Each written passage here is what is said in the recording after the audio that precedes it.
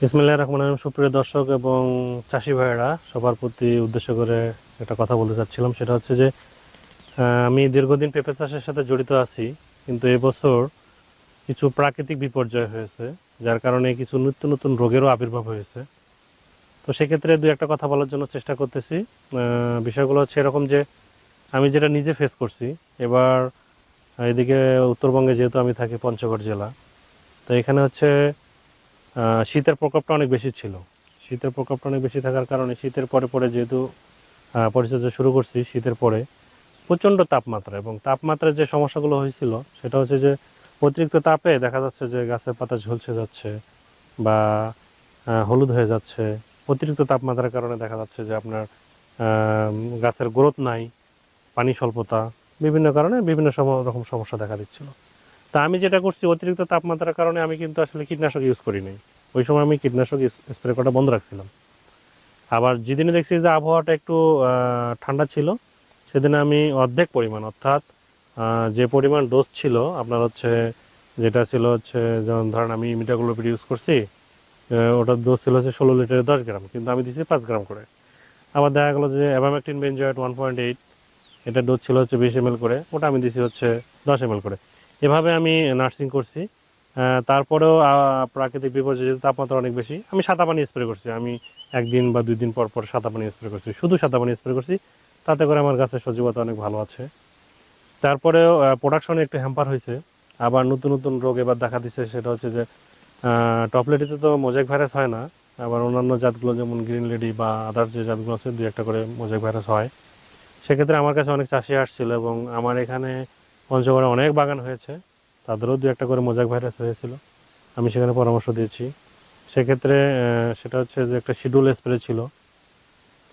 Schedule spray বলতে 15 দিন কি 20 দিন একটানা 3টা কি 4টা স্প্রে ছিল, এবং স্প্রেগুলো একটু কস্টলি, তারপর অনেক ভালো। যেমন হচ্ছে আমরা পোকার জন্য আমি দিয়েছিলাম হচ্ছে সলোমন, আর হচ্ছে ওর সাথে দিয়েছিলাম মোভেন্টো। আর তার একদিন পরে দিছি হচ্ছে আপনার ছত্রাকনাশক হিসাবে কপার অক্সিক্লোরাইড। তার একদিন পরে দিয়েছিলাম হচ্ছে বোরন। যাদের গাছগুলো হলুদ মোজাইক ভাইরাসে আক্রান্ত হয় তাদের ক্ষেত্রে বলতেছি আর কি। আর এর 5 দিন পরে আবার হচ্ছে স্প্রে চেঞ্জ, অ্যাসাটা পার 1.8। তারপরের দিন আবার হচ্ছে ম্যানকোজিব প্লাস কার্বনাজিম। তারপরের দিন আবার বোরন। ঠিক পরের সপ্তাহে যায় আবার সেম ডোজ, ওই প্রথমে যে ডোজ দেওয়া হয়েছিল আপনার কপার অক্সিক্লোরাইড, ইমিটাপ, সলোমন, মোভেন্টো, তারপরে হচ্ছে আবার বোরন। এইভাবে দেওয়ার পরে মোটামুটি রিকভারি করছে, অনেক বাগান রিকভারি করছে। যাদেরকে দিয়েছিলাম তারা অনেকে আমাকে ফোন করে বলছে যে হ্যাঁ ভাইয়া, অনেক কাজ হয়েছে, অনেক সুন্দর কাজ হয়েছে। আর এখন তো আবার অতিরিক্ত বর্ষার কারণে গাছে কিন্তু আপনি দেখতেছেন আপনার গাছ সুস্থ আছে, কিন্তু দেখছেন যে আপনার গাছে গোড়া পচা ধরে ফেলছে। তো আমি যেটা করছিলাম সেটা হচ্ছে যে বর্ষা, আমার মনে হয়েছিল যে বর্ষা শুরু হবে, তার আগে আমি গাছের গোড়া পচার বীজ দিয়েছিলাম। গোড়া পচার ক্ষেত্রে আমি সাধারণত দীপন অথবা হচ্ছে মিস্টার টপ, এই দুটোকে ইউজ করি। ওর সাথে হচ্ছে কার্বনডাজিম 20 গ্রাম হারে দিয়ে স্প্রে করেছি। আর এরপরে যে ঘটনাটা ঘটছে সেটা হচ্ছে যে অতিরিক্ত বৃষ্টির পরে পরেই কিন্তু আবার একটা আপনার বিভিন্ন জায়গা থেকে ফোন আসছে যে আসলে ভাইয়া এই ঘটনা, এই পরিস্থিতি কি করবো, আসলে গাছ দেখতেছি সুস্থ কিন্তু আসলে গাছটা নষ্ট হয়ে যাচ্ছে। যদি আপনাদের এরকম ঘটনা ঘটে তাহলে এমিস্টার টপের সাথে আপনারা 20 গ্রাম করে কার্বনডাজিম, এমিস্টার টপ হচ্ছে 16 লিটার 1 গ্রাম করে দিবেন, আর হচ্ছে আপনি কার্বনডাজিম দিবেন হচ্ছে 20 গ্রাম করে। এর থেকেও যদি মাত্রা প্রকোপ দেখা যায় যে না, গাছে আসলে প্রচুর পরিমাণে গোড়া পচা অ্যাটাক করছে, সেক্ষেত্রে আপনারা এমিস্টার টপের সাথে নাডিবো অ্যাড করতে হবে।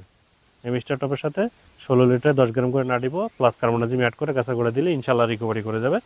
আশা করি যেভাবে আমার কিছু কিছু জায়গায় এরকম সমস্যা হয়েছিল সেটা অনেকটা ভালো রিকভারি করছে। তো বর্ষা তো মোটামুটি শুরু হয়ে গেছে। বর্ষায় সাধারণত স্প্রে আপনারা করবেন। আপনারা স্প্রে শিডিউলটা অবশ্যই পোকা এবং কি বলে এটাকে হচ্ছে জাপ পোকা, চোষক পোকা, মাকড় নিয়মিত স্প্রে করতে হবে। পাশাপাশি ছত্রাকনাশক আপনাদেরকে স্প্রে করতে হবে। এরপর একটা জিনিস দেখবেন যে বর্ষায় যে সমস্যাটা হয়েছে, গাছে দেখবেন যে ফুলের গোড়া ঝরে যাচ্ছে, ফল হলুদ হয়ে ঝরে যাচ্ছে।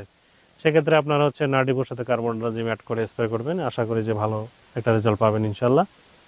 তো এই ছিল আজকে শর্টকাটে একটা মানে দর্শকদের উদ্দেশ্যে একটা কথা বলা, তো এটা বললাম। আর যদি এরকম কোনো সমস্যা হয় আমার নাম্বার দেওয়া থাকবে, যোগাযোগ করবেন, সঠিক পরামর্শটা দেওয়ার চেষ্টা করবেন ইনশাল্লাহ।